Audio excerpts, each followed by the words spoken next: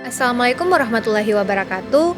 Perkenalkan, saya Nur Nadela Rahmat dengan NIM 2914236 dari kelas B jurusan Ilmu Komunikasi Universitas Negeri Gorontalo. Jadi dalam video ini saya akan menjelaskan salah satu analisis masalah dengan menggunakan teknik Fishbone yang merupakan tugas dari mata kuliah Strategi Dasar-Dasar Komunikasi. Adapun untuk masalah yang saya angkat dalam pembahasan ini yaitu tentang minimnya minat baca masyarakat Indonesia. Untuk alasan kenapa saya mengangkat gejala ini tidak lain karena meskipun masalah ini bukanlah masalah baru di negara Indonesia, tetapi masalah ini adalah sebuah masalah yang patut menjadi perhatian kita bersama karena dari dulu bahkan sampai dengan saat ini minat baca masyarakat Indonesia adalah sebuah masalah yang tidak pernah akan ada ujungnya. Karena rendahnya minat baca masyarakat kita sangat mempengaruhi kualitas bangsa ini, bangsa Indonesia. Sebab dengan rendahnya minat baca, tidak bisa mengetahui dan mengikuti perkembangan ilmu pengetahuan dan informasi di dunia, di mana pada akhirnya akan berdampak pada ketertinggalan bangsa Indonesia itu sendiri. Oleh karena itu, untuk dapat mengejar kemajuan yang telah dicapai oleh negara-negara tetangga, perlu kita kaji apa yang menjadikan mereka lebih maju.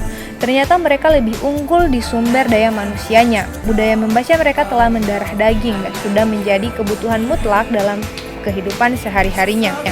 Untuk mengikuti jejak mereka dalam menumbuhkan minat baca sejak dini perlu kita tiru dan kita terapkan pada masyarakat kita, terutama pada tunas-tunas bangsa yang kelak akan mewarisi negara ini. Untuk metode yang biasa digunakan dalam analisis masalah dengan teknik Fishbone ini yaitu metode sebab akibat. Analisis sebab akibat biasanya digunakan untuk memahami apa yang telah terjadi. Di sini saya mengambil 6 faktor penyebab untuk menjadi analisis masalah dengan menggunakan teknik Fishbone ini. Dengan faktor pertama yaitu measurement, yaitu berupa pengukuran atau inspeksi berdasarkan data dari penelitian. Yang kedua ada machine, berupa teknologi atau sarana dan prasarana yang bisa kita dapatkan. Ketiga man, yaitu berupa pelaku atau manusia yang berhubungan dengan masalah tersebut. Keempat method, yaitu berupa prosedur yang biasanya kita terapkan. Kelima ada tools, yaitu berupa akses atau peralatan yang biasa kita gunakan. Kemudian yang keenam atau yang terakhir yaitu ada policies, yaitu berupa kebijakan yang ada di dalam satu daerah. Sehingga kurang lebih begitulah cara menyusun salah satu analisis masalah dengan menggunakan teknik Fishbone. Dan untuk informasi lebih lanjut, mungkin saya rasa langsung saja kita ke slide berikutnya untuk membahas masalah yang saya angkat tadi. Jadi beginilah bentuk analisis masalah dengan menggunakan teknik Fishbone.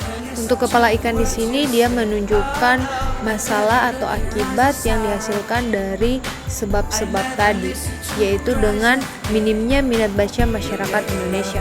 Kemudian ada 6 faktor yang sudah saya jelaskan tadi untuk penyebab-penyebabnya itu.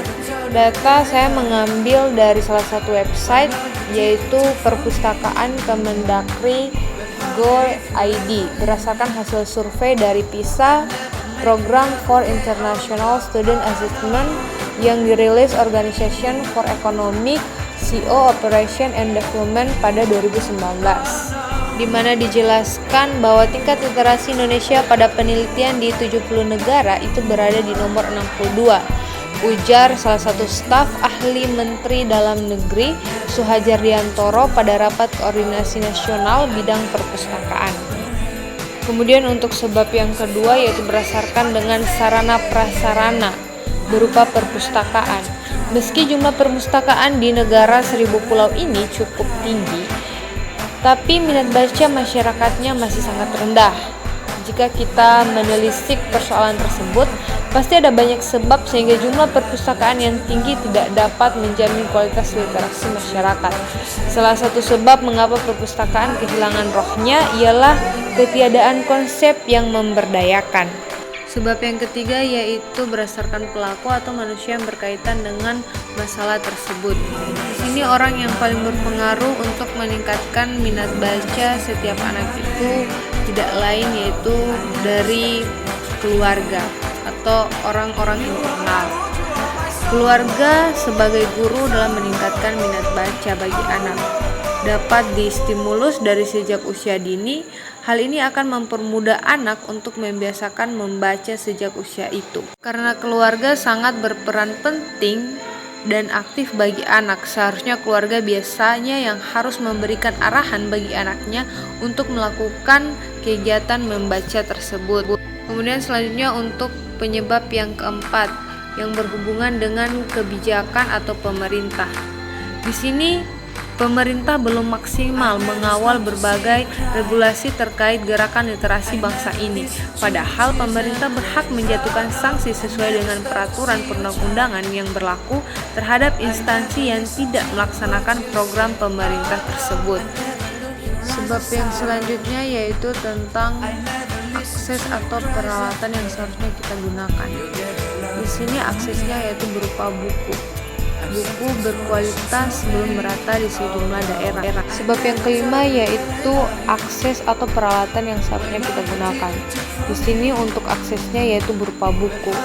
Pembagian buku dalam negara Indonesia masih kurang merata karena 85% akses buku berkualitas biasanya ada di Pulau Jawa karena disesuaikan oleh wilayah geografis dan lingkungan sosial masyarakatnya.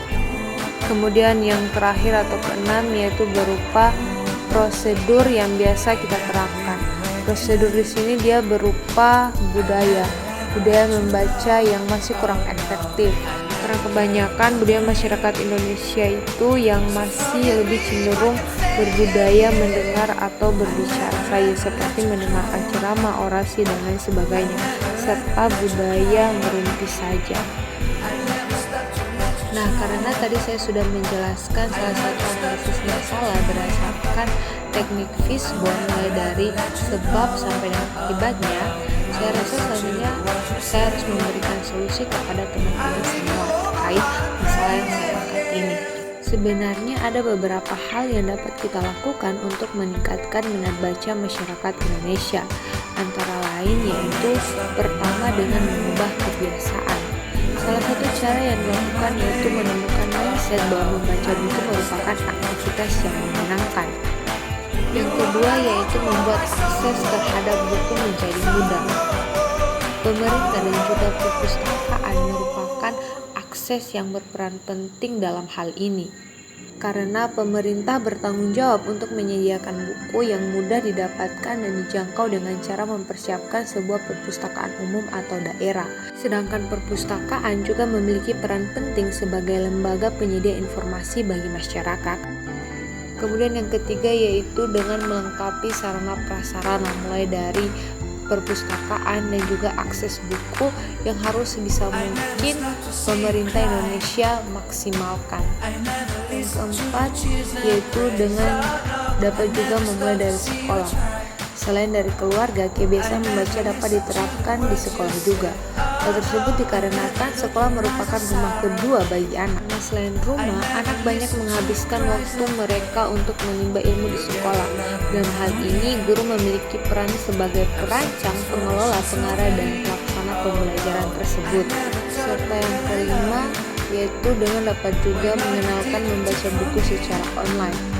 Karena kemajuan teknologi di era sekarang ini mendorong banyak perubahan dalam kehidupan manusia, sehingga pemanfaatan teknologi sebagai sarana untuk meningkatkan minat baca masyarakat Indonesia sangatlah penting. Salah satu contohnya itu dengan memanfaatkan buku digital. Sehingga kurang lebih itulah saran dan solusi yang dapat saya berikan untuk kita para anak muda, generasi penerus bangsa yang setidaknya dapat meningkatkan minat baca masyarakat Indonesia. Yang pada kesimpulannya bahwa minat baca setiap orang itu seharusnya dimulai dari niat dengan diri kita sendiri. Sebab dengan adanya niat yang ada dalam diri kita dapat menerima segala ilmu maupun wawasan yang bisa kita dapatkan dimanapun dan kapanpun. Jadi kurang lebih itulah dari saya. Semoga dapat bermanfaat dan menambah wawasan untuk kita semua hari ini, besok, dan seterusnya. Sekian, terima kasih. Wassalamualaikum warahmatullahi wabarakatuh.